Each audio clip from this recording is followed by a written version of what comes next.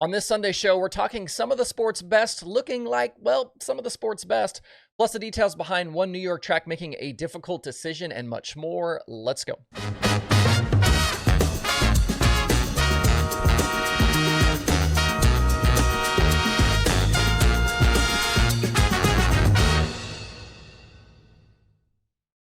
It's Sunday, May 12th. I'm Justin Fiedler. This is Dirt Tracker Daily presented by Kubota Genuine Parts.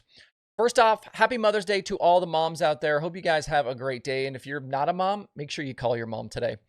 Around the country this weekend, we saw dirt racing's top guys continue to show why they're the top guys.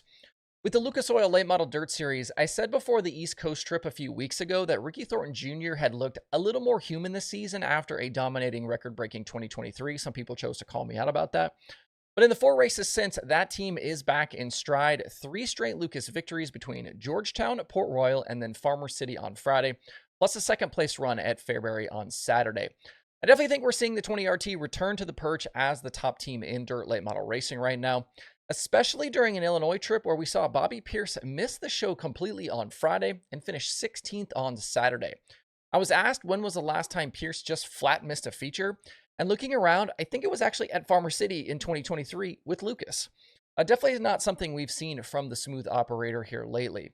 Devin Moran, the winner Saturday at Fairbury, his second of the season. He continues to cement his spot in that Lucas top 4 behind RTJ and Jonathan Davenport. As for Hudson O'Neal, he's fallen out of that top 4 now, replaced by Mike Marlar. Huddy charged to 7th on Friday after needing a provisional to start the main event. He was 21st last night at Fairbury. Definitely looks like this transition to Longhorn and his own team is going to take some time for him to figure out and get back to race-winning pace. And then in this back and forth about Tyler Erb's future, he talked to Derek Kessinger in a video for Flow Racing, and despite his comments to XR about not being off the Lucas Tour, it still sounds like that's what will happen. His schedule going forward is pretty wide open, and a full Summer Nationals run could be in the cards. That was something I kind of talked about last week.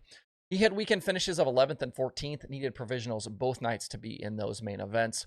Lucas is off now for 2 weeks. Got the Show Me 100 weekend coming up next. That's at Wheatland on May 23rd through 25th. And in the theme of top guys being top guys, we saw a similar situation with High Limit.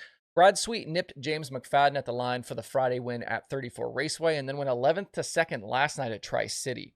The win at 34 was 3 in a row and 5 of the last 6, plus Sweet has 15 straight high-limit top 10s. His only career high-limit finish outside the top 10 was a 12th place run at Lakeside in 2023. Sweet is now 45 points clear of Tyler Courtney for the high-limit championship. The Saturday night win went to Brent Marks. That actually broke the streak of a guy named Brad Sweet or Corey Day winning high-limit races for the last several weeks. Mark's also riding a streak of 15 straight top 10s. It was Mark's first ever high limit win, and you knew it was only a matter of time before he picked one of these up. He's been very fast a lot of these nights. Sweet and Marks are the only 2 drivers to finish top 10 in every high limit race this season.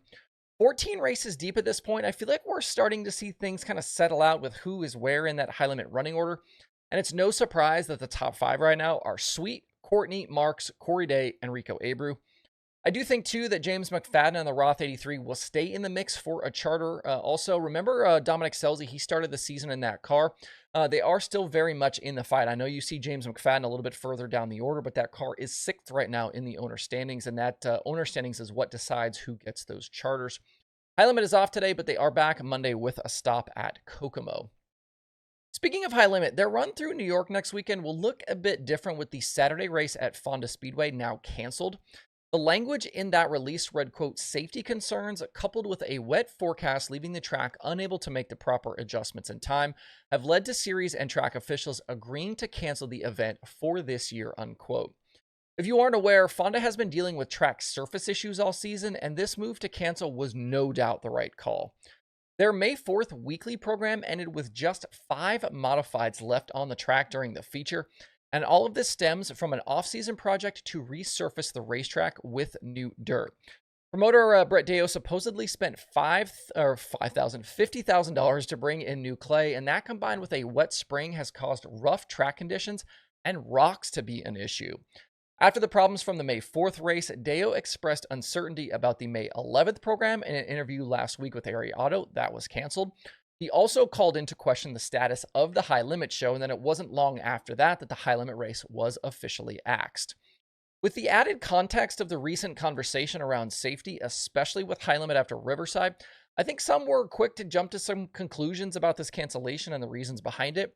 But clearly, Deo knew he had a problem and was a significant part of this process to call it off. Fonda hadn't hosted a big time 410 series since the All Stars were there in 2013, and this was not going to be a successful night as they scrambled to rectify the surface.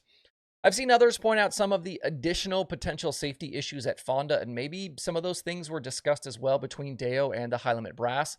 This could be an opportunity for some of that work to get done in those other areas. The release does mention, like I said, the event is canceled for this year. So with fixes, Fonda could clearly return in the future. Regardless of how it went down, I'm glad to see somebody raise their hand here and said, hey, this just isn't going to work. We need more of that in the sport. Elsewhere this weekend, Logan Seavey and Kevin Thomas Jr. split USAC sprint car wins between Bloomington and Hobstadt. CJ Leary continues to run strong as well, and he's second in the championship to Seavey. You've got Seavey, Leary, and KTJ. Those three have separated themselves a bit from the rest of the pack at the moment.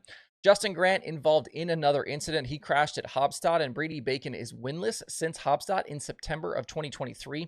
He last led laps at Volusia in February. It's a little strange to see those two that have been so competitive the last couple of years a little further down the order. The USAC sprint cars are off this coming weekend. Out west, Justin Sanders picked up NARC win number 1 of the season. He dominated Saturday night at Antioch. Shane Golubic and Dylan Bloomfield were also on the night's podium. Cole Macedo still the championship leader. He finished in 5th.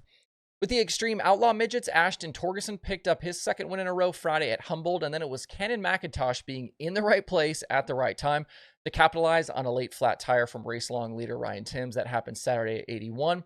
McIntosh has pulled ahead in the title fight with Millbridge next in a few weeks. Other weekend sprint car winners included Terry Esom in ASCS action. Dusty Zomer won his first 410 sprint car show at Knoxville since 2015. Briggs Danner was a USAC East Coast sprint car winner, and Shane Golubic a 360 winner Friday at Silver Dollar. Other weekend late model winners included Tyler Stevens and Stormy Scott with the Comp Cam Super Dirt Series, and Brandon Overton won the 10,000 win show at East Alabama. If you are looking for racing today, there is some regional stuff going on, including the Fast Series at Tri-City Raceway Park, and the weekly 410 season starts tonight at Huset's. To see your streaming options, head over to DIRTRACKR.com/watch tonight. It'll be nice to have Huset's back on Sundays to check out some 410 racing there. I hope you guys have a great Sunday out there, a great Mother's Day. We will certainly see you right back here tomorrow.